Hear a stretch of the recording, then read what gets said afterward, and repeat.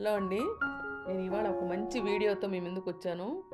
ఈ స్పూన్తో ఒక్కొక్క కప్పు కందిపప్పు, పచ్చెనగపప్పు, పెసరపప్పు, కొంచెం ధనియాలు, జీలకర్ర, 4 మెంతులు, ఆవాలు, మిరియాలు, ఎండుమిర్చి, కల్లుప్పు, ఒక తెల్లగడ్డ, ఉప్పు. అదే స్పూన్తో మధ్యలో ఉండేది రైస్ అనమాట. ఏంటి ఇవన్నీ చెప్తున్నా అనుకుంటున్నారా? ఇది మనం ఎప్పుడు కావాలనుకుంటే అప్పుడు సాంబారు చేసుకోవడానికండి. పప్పు ఉడకబెట్టడం, అది దాన్ని స్మాష్ చేయడం అట్లా లేకుండా ఈ ఐటమ్స్తో పౌడర్ చేసి పెట్టుకోండి. మీకు ఈజీగా సాంబారు వెంటనే ఒక 10 నిమిషాల్లో చేసుకోవచ్చు. ఇవన్నీ మనం ఒక్కొక్క కప్పు లెక్కన వేసుకున్నాం కదా. ఈ ఎండుమిర్చికి మనం తొడియాలు తీసేస్తాము, అదే వెనక ఉండేది. ఇవన్నీ కలిపి మనము ఆ తెల్లగా కనపడేది కూడా బియ్యం అన్నమాట. అది ఒక 1/2 కప్పు వేసుకుంటే సరిపోతుంది. ఇవన్నీ మనం డ్రై ఫ్రై చేసుకోవాలి.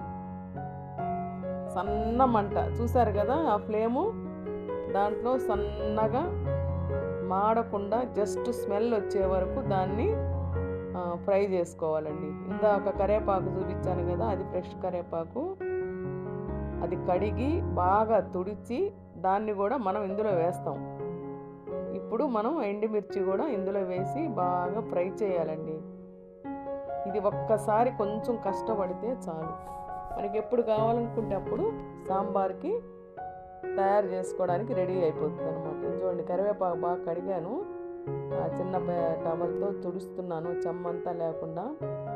సో ఇది కూడా మనం అందులోనే ఫ్రై చేసి,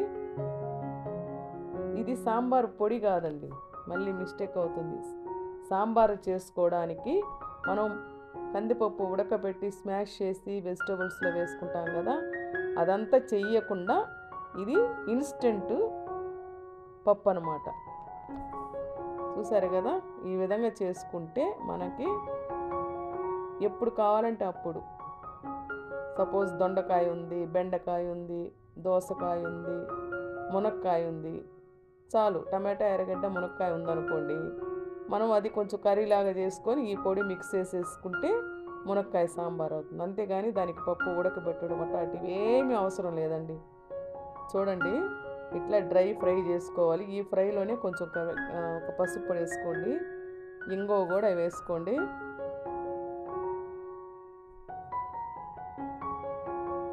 ఒక్కసారి మనం కష్టపడి ఇది చేసుకుంటే చాలండి.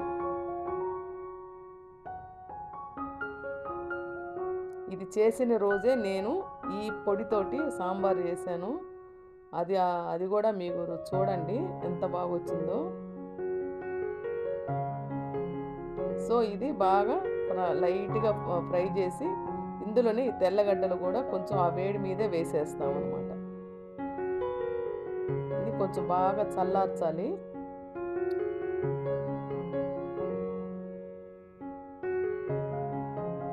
బాగా చల్లారిన తర్వాత, అంటే మొత్తం బాగా చల్లారిన తర్వాత మనం మిక్సీ జార్లో ఇది వేసి బాగా ఫైన్ పౌడర్ చేసుకోవాలన్నమాట.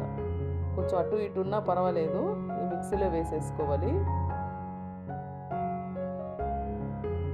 చూసారు కదా, ఇది నెక్స్ట్ మనకి ఇంకా వేయాల్సిన ఐటెం ఏముంది, కరివేపాకు ఉంది. అదేం చేయాలంటే అదే బాణలిలో మనము లైట్గా ఫ్రై చేసుకున్నాం. ఇది కొంచెం పచ్చిది కదా, ఇదే బాణలో మనం అది కొంచెం లోపల ఆ పచ్చితనం పోయే వరకు లైట్గా డ్రైగా ఫ్రై చేసుకోవాలి.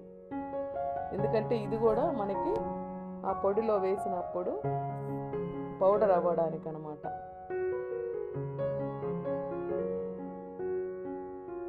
సో ఇది కూడా మనం వేసి మిక్సీ జార్లో వేసి ఇప్పుడు దీన్ని మనం పౌడర్ చేసి పెట్టుకుంటాం.